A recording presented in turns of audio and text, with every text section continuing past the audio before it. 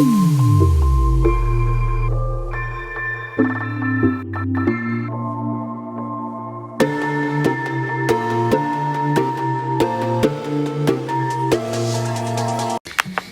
my last video, I talked about two cases that were covered in David Paulides' Missing 411 The Hunted documentary.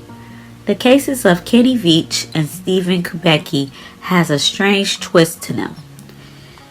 Now I will be talking about the disappearance of Kenny Veach. On November 10th of 2014, Kenny Veach went to the Sheep Mountains in Nevada to go on an overnight trip. A month earlier, he had discovered a strange cave in the Mojave Desert. He said the cave evoked a strange, possibly supernatural feeling in him, and he wanted to explore it.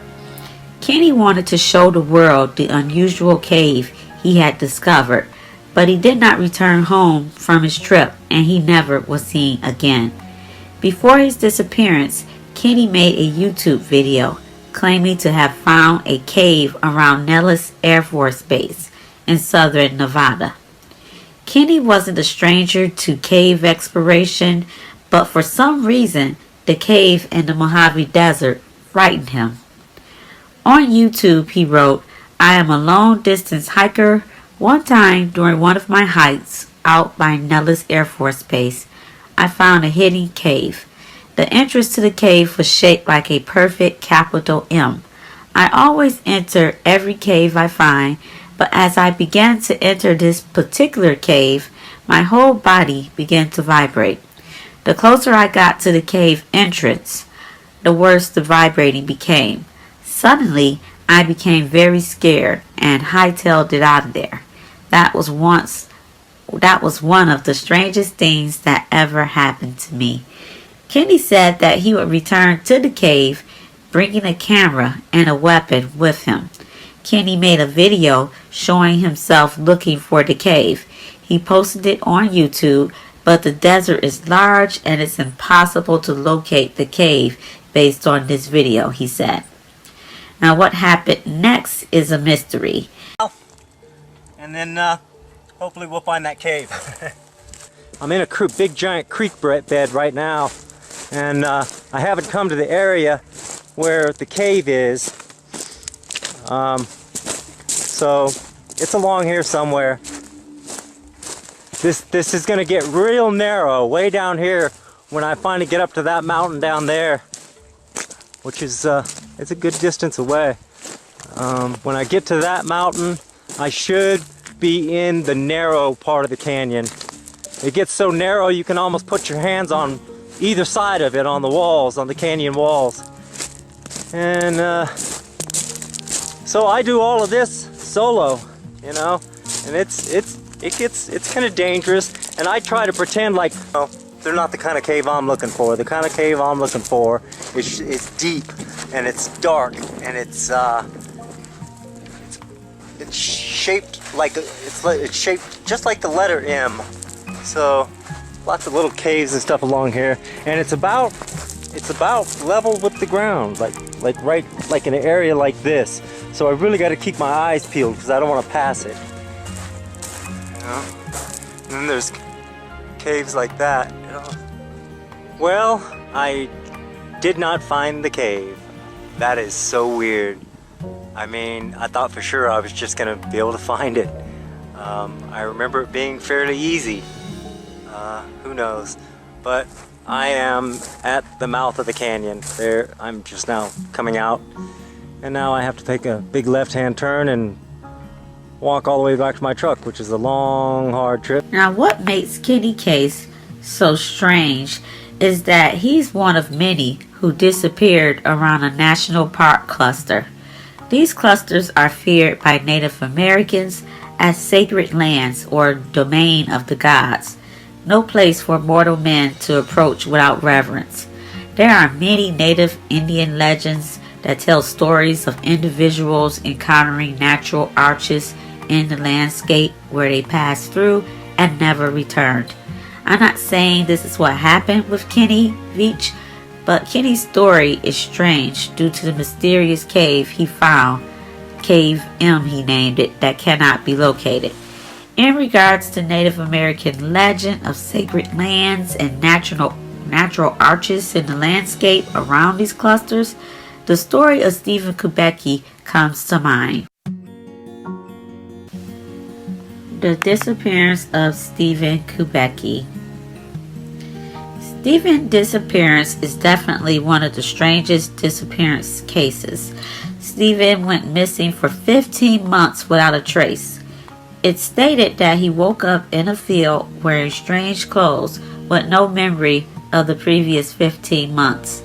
In February of 1978, Stephen Kubecki, a student at the time learning German in the Michigan area, infamously known as the Lake Michigan Triangle area. The Lake Michigan Triangle, sometimes referred to as the Michigan Triangle, spans from Manitowoc, Wisconsin to Ludington, Michigan, and south to Benton Harbor. Since 1891, numerous disappearances have been accounted to the triangle. Stephen told his family he was going skiing before he disappeared. He was reported missing by his worried family a day after he was due to return from the trip. Search teams searched the area to no avail. They only found his skis and his poles on the beach of the Lake Michigan and footprints on the ice leading up to the lake. The rescue crew flew up the area where he reportedly disappeared. They only located footsteps that led to the lake and stopped. The ice was unbroken and there were no other clues that led to Stephen's disappearance. Later that day, they found his backpack in the same general area as his skis. On May 5, 1979, 15 months later, Stephen walked up to his father's door, rang the bell, and was surprised to discover he had been missing for so long. Stephen told his father that he didn't remember much. He woke up in Pittsville, Illinois, 40 miles from his father's house, lying in a meadow wearing clothes that weren't his.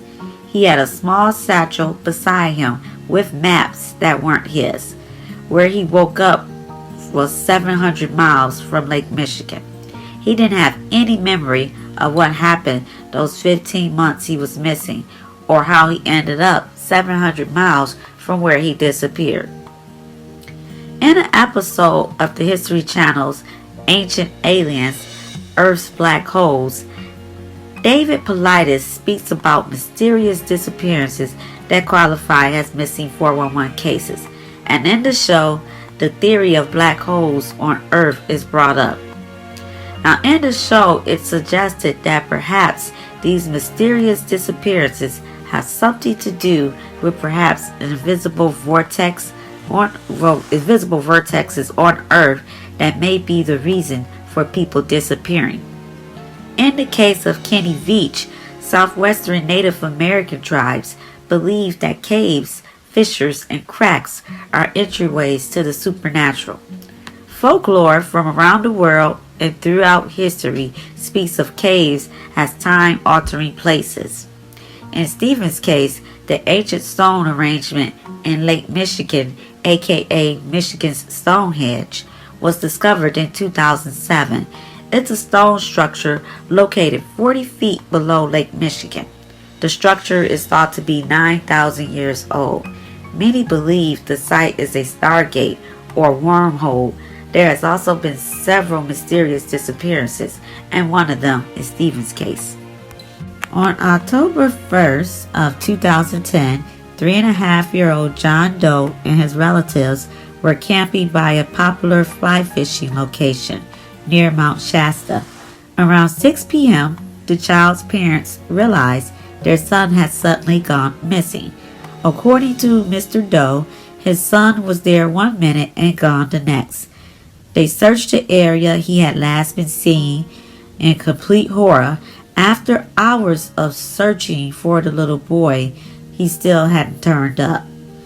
So desperately, the father and mother decided to call local police deputies and the United States Forest Service officers.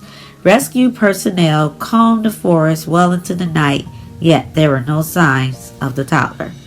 5 hours after John Doe had disappeared, authorities found him laid down on the brush directly next to a trail that had been previously searched. He appeared to be in a dazed, semi-conscious state. Mr. and Mrs. Doe attribute this to exhaustion and was simply grateful that their son had returned to them. Medical staff gave a full clearance, so the united family were permitted to return home. Weeks later, upon returning home, John Doe gave a harrowing story. He said that one day, John's grandmother, Cathy, who was called Cappy, was playing with her grandson. Suddenly he looked towards her and said that he didn't like the other Grandma Cappy. Confused, she asked him what he meant.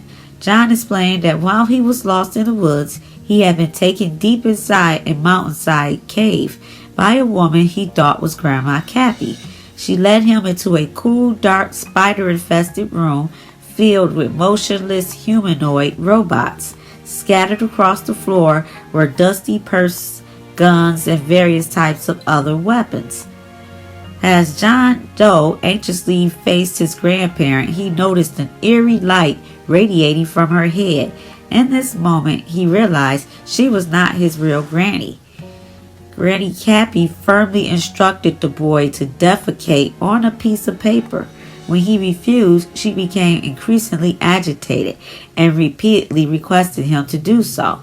Eventually, the Grandma Cappy look-alike succumbed to frustration and moved on to a different topic.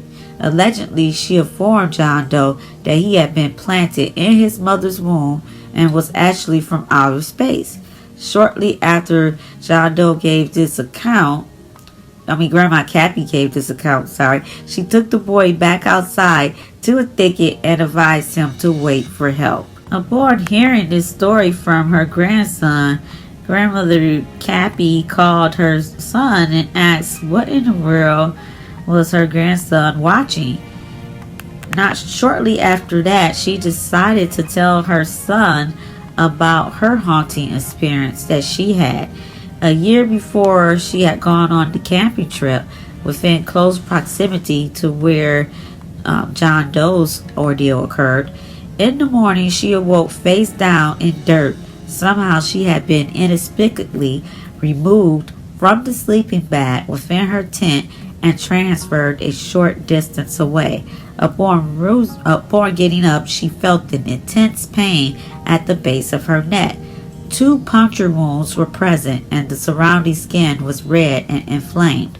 Another friend who accompanied her on this excursion suffered a matching affliction. The pair originally attributed these injuries to a possible spider bite, but both Grandmother Cathy and her travel companion became violently ill. In fact, she was so sick that she couldn't even muster the strength to pack her things. Her mind raced as she desperately tried to recall what happened just hours ago. Only one thing came to her mind: glowing red eyes. While she was drifting into sleep, she remembered seeing several creatures looking at her through the darkness. At the time, she assumed they were probably a herd of deer. Following this traumatic outing, Grandmother Cathy felt completely drained of creativity and emotions. Several months passed before she felt like her old self again, and she just decided to dismiss this episode until her grandson had told her about his. The disappearance of Lillian Kearney. Lillian Kearney was from Massadarus, Maine, which is 15 miles west of the Canadian border and surrounded by lakes, rivers, and ponds. She was 6 years old when she went missing August 8th of 1897 at noon. Lillian and her parents went blueberry picking. They were there for a short amount of time and the parents said she just vanished. They searched for an hour and they got some people in the area to help. By the following morning, there were 200 searchers there calling for Lillian. David Paulides said when searchers are looking for someone, they call the person's name. They say they are their friend and that they're there to help. Paulides said in the missing 411 cases, the searchers never get a response, which is strange if people are lost, cold, or hungry. On the following Tuesday, around 300 residents arrived to search, and at 10 a.m., a guy named Bert Pollen found her somewhere between 2 and 3 miles from where her parents last saw her. Lillian was found. It doesn't say in the article how she was found or exactly where, but it just notes that she was found. While Lillian didn't say a lot, she made an interesting statement. She said the sun shined all the time while I was in the woods. The weather was stated in the news article as being partly cloudy the whole time Lillian was missing, and she had spent 2 nights outside and was missing for 46 hours. It's as if Lillian was in some type of alternate dimension or time, especially given the difference in weather. These are the kind of cases that just keep you wondering. It certainly defies science and logic. Well, those are my thoughts. Until the next time, thank you so much for watching.